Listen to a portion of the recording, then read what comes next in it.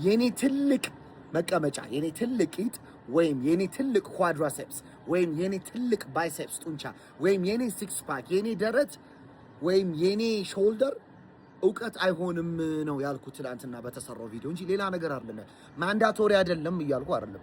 አዎ ሊኖረው ይገባል አንድ አሰልጣኝ እሱ ሳይችለው በፊት እንዴት ኖሮ ያ ነገር ሳይኖረው በፊት እንዴት ሆኖ ያ ነገር ለዛ ሰው ሊናገር ይችላል? እንዴት ፕራክቲስ ማያረጋውን ነገር እንዴት ፕሪች ያረጋል ልትሉኝ ትችላላችሁ።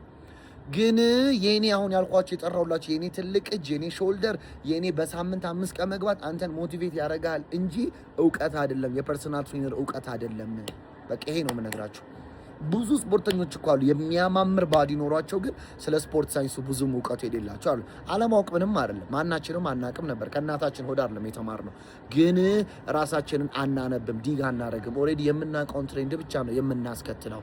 እንዳልኳችሁ 4 ጊዜ 5 6 ጊዜ 3 ወይም ዛሬ ቸስት ስለምገባ የምናውቀውን ከተማው ላይ ዓለም ላይ የምናውቀውን 8800 ቸስቱንም ብቻ ማሰራት ብቻ አይደለም ነው የምላችሁ።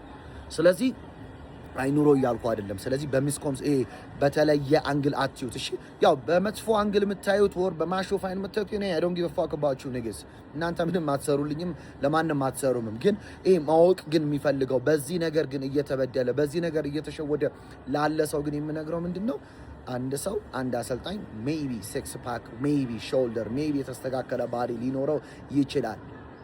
ግን ያገር እውቀት አይኖረውም።